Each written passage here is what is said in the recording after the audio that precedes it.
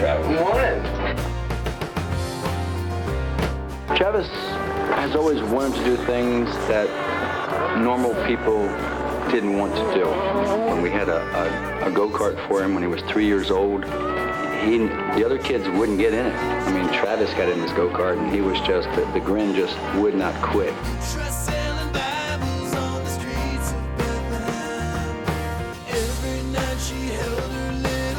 Do it again, Travis. To tell you the truth, I cannot remember the first time I went on a motorcycle. I can remember when I looked outside and saw a big gift just sitting in my lawn. And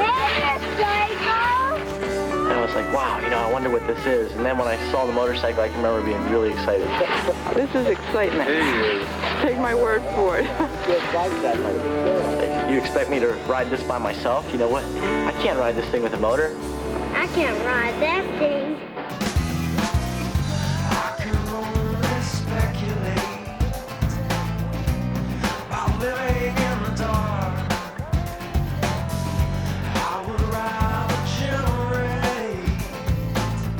Travis was 4, we started getting into racing motocross.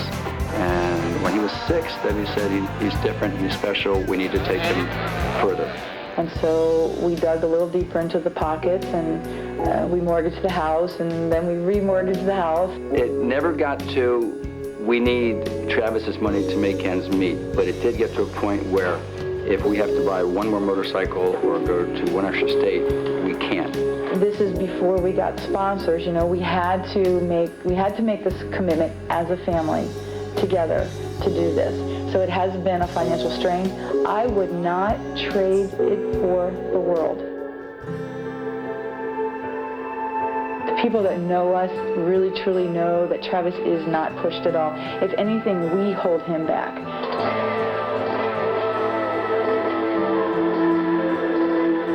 We went to a jump competition in Lake Havasu. And we got there and I said, Travis, it's into the wind. The winds are gusting up to 30 miles an hour. You don't know what effect wind has on you. If I had said, Travis, don't do that jump, which is what I wanted to say, if I had said that, he would not have done it. I can remember coming up to the jump, and I think I can remember in the air.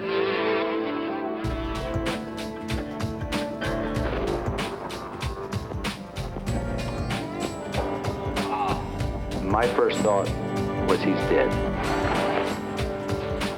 My heart just dropped. I knew when I saw that impact that it was not good at all.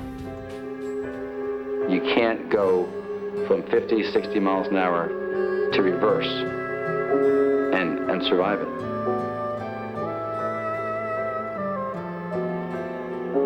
When I got down to Travis, it was about 3 or 4 minutes later when I finally got to the track. And when I got there, he was groaning a little bit. And to me, I was fine with that. He was alive. Travis ended up getting 6 blood transfusions because he was bleeding internally. His spinal column dislocated from his pelvic hip area by 2 centimeters. He is only the 3rd person ever in medical history to ever have this happen. They put him in a wheelchair, and it's the first time he was able to sit up. And he was not in there for 5 minutes. And he said, I need to get back to my bed. He could not hold his head up. I said, Travis, just rest. And I went into the hallway and I called my husband on the phone. And I was in tears. That is when it finally everything just hit me. And I was just in tears. And he said, Debbie, it's okay. He's going to be okay. I was mad at myself for not saying, just don't do it. But in the same split second, I knew that if I said don't do it, we would have buried part of him anyway.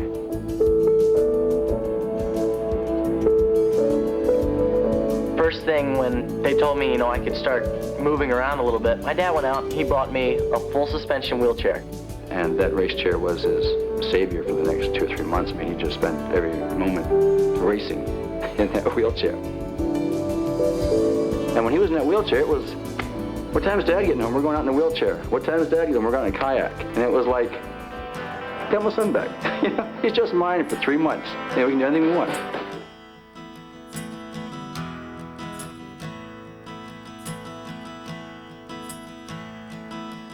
I'm an elevator boy. After Havasu's crash, I said, you know, I would really like to ride this bike again. And I'm like curtains drawn a window. You'll never see too much. And he took the same motorcycle, cleaned it up, put it back out there on the X Games track. He said, Dad, I want that motorcycle. He says, there's only one of us that's going to win. It's going to be me. I want that motorcycle. And I said, you know, if I could win on this bike, that would really overcome all the superstitions and the doubts I had. And then he threw it in the bay. And when he threw that bike in the bay, he might have been telling that bike, you know what, I won, and I'll see you later.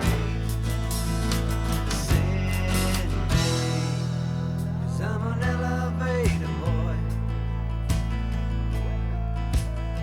just trying to get to the top of life. There was never a moment in my entire life that I said, I don't want to be on a motorcycle again. No matter how bad I was hurt, just coming out of concussion, no matter what happened, how many of my friends got hurt, it's a part of my life, and you know, it's so exhilarating just to go out and hit jumps and even just push yourself to the limit on a daily basis. Every time before Travis comes out, if people catch me, they look, because I will be down on my knees wherever I am, and I pray to God to keep the white light around him and let him do his best and have fun.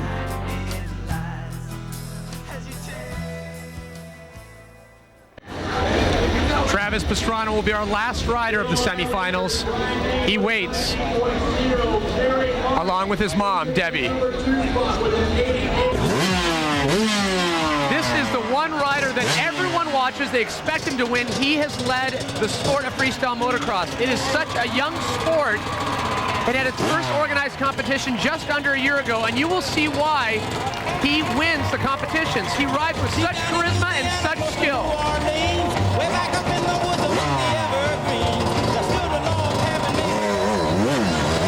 Right off the bat, a no-footed one-hander. Didn't even hit a jump yet.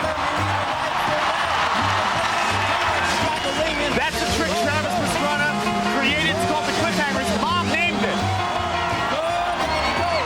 Notice the no-hander. Lands standing up, and even look at the crowd.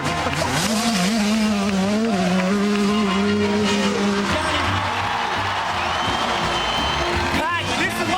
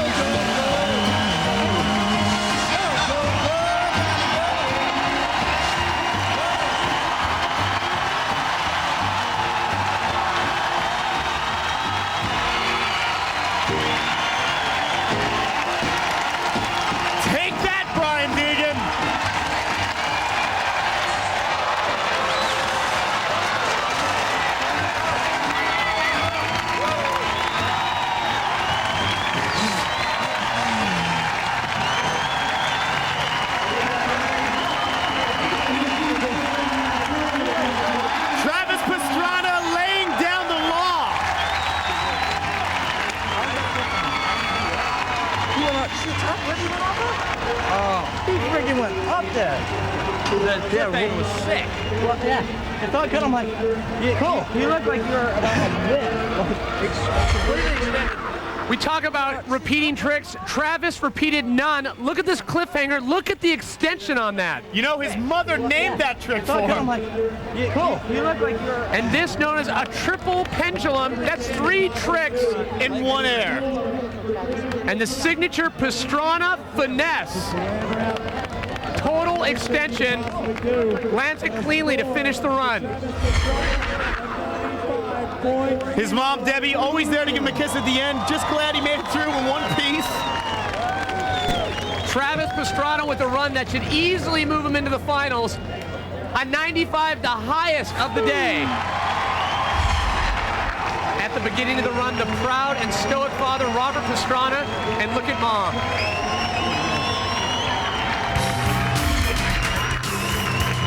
The semifinals behind us, the showdown between Travis Pastrana and Brian Deegan is coming up.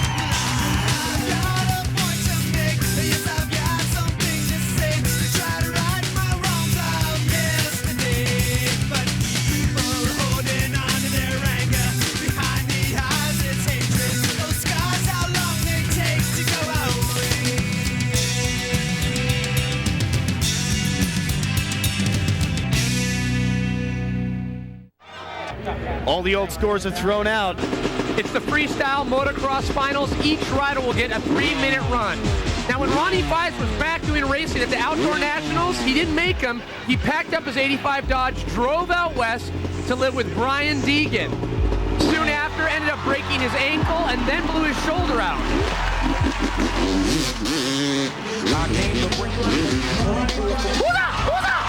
This fella loves kung fu moves. So following his injuries, had to go work construction just to get out of debt. Saved his money, bought a bike. A month ago, the bike ends up getting destroyed in a fire. Nobody knows the trouble he's seen. Right now, he's riding on a borrowed bike, his buddy Neil Warner.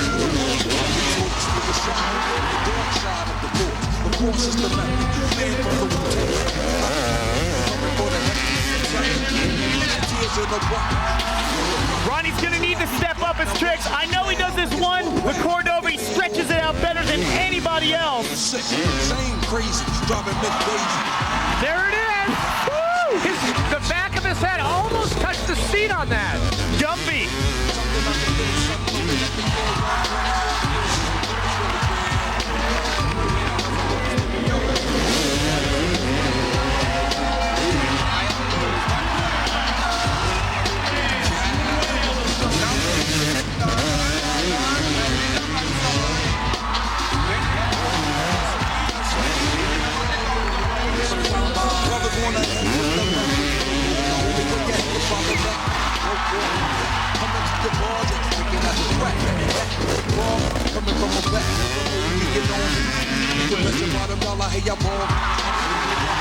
Ronnie fights Ronnie with a lot of energy. He's starting to put it together.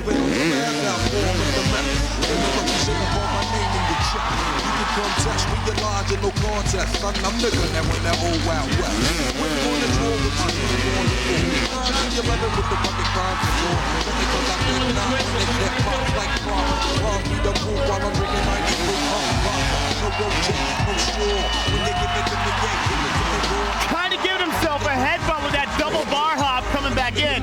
But you know what? Ronnie Fies started to put together a good run there. Went all over, and he did some pretty cool moves. And there you go, finishes up, chops a little wood. I love it.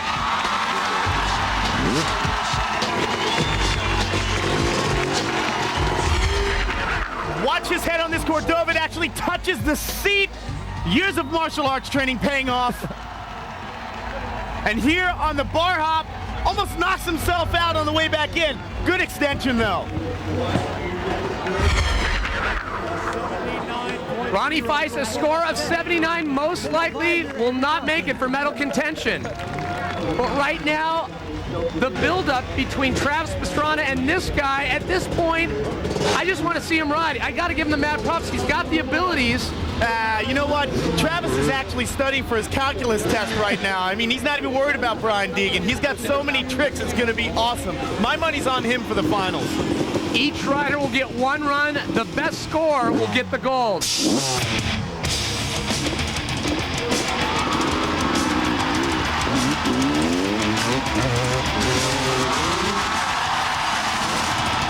off to a great start. That's a good super seat grab. It was really stretched.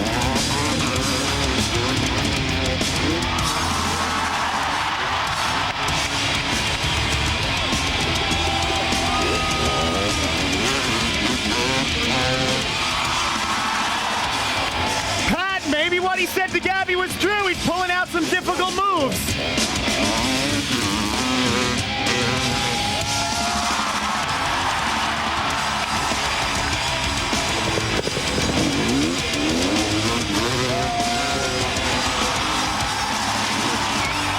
What he's going to need to do to advance in his run is use more of the course. He's had awesome tricks so far, but if you notice, he stayed on one side of the course.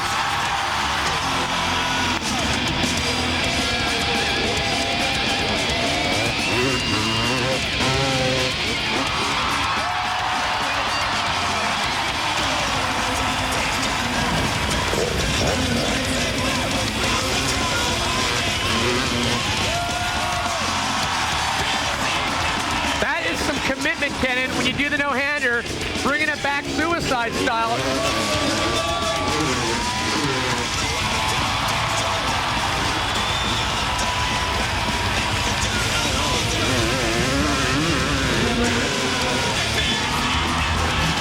It's been a great run so far, but he's slowing down a little bit.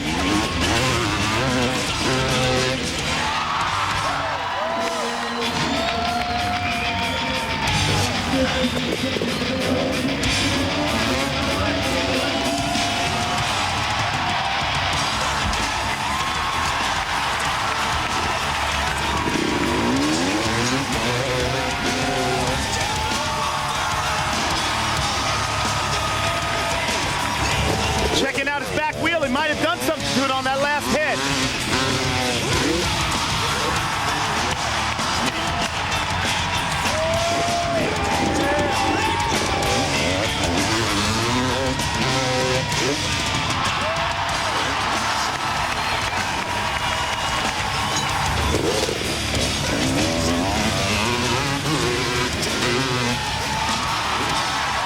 What a way to finish it for Deegan. He told us he was going to come into this final run with a better variety of tricks, and he did. Such a good mix. Even here, a no-hander suicide lands, rolls out of it perfectly. Brian Deegan, a much better run than we saw out of him from the prelims. His score on 90, that will be the score to beat here in the motocross finals. But still to come, a rider who was on a motorcycle before he even saw a bicycle, Carey Hart, along with the boy wonder of freestyle motocross, Travis Pastrana. At 15 years old, he has led this sport to an entirely new level. Another guy that many of the riders in freestyle motocross look at as maybe being the next Travis Pastrana if he can just get the lines down. He definitely has the tricks. It's Carey Hart.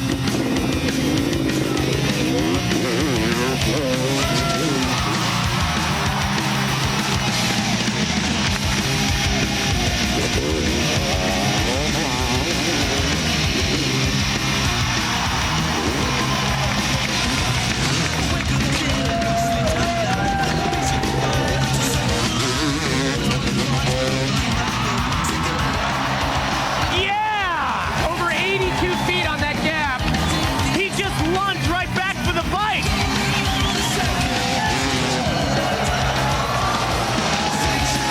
I'll tell you what, Carey's going off. Just needs to keep up this original line. Look at that. Working it up. Raise the roof, Carey.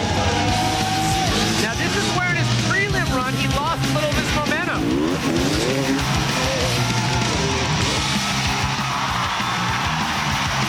Looking a little tentative on that last jump. Perhaps he was going to try a cliffhanger. It just didn't work out.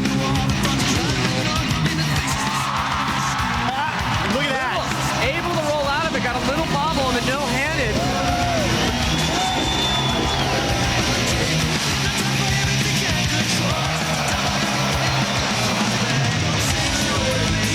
Yeah, more tentative off this. He's going to need to bring it back up, and he's missing the entire jump. It's almost as he lost his way. Didn't know where he was on the course. Well, all right, he came back with the heart attack, though.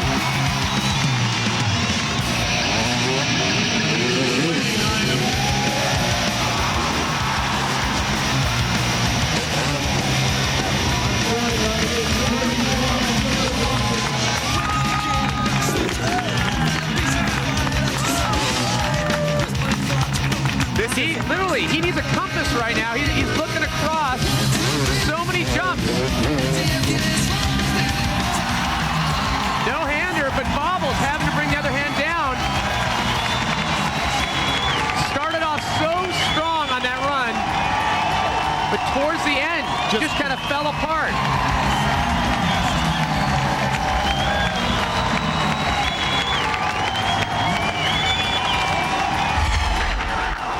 Here is his double seat grab Superman, but watch, he's completely off the bike as he reaches back for the handlebars. Superman, that's the truest Superman I've ever seen. Things went a little awry with this no-hander lander. You could see him tentative as he landed. He was wondering if he was going to slide out. But things were okay, Kadoki, with his heart attack Superman seat grab.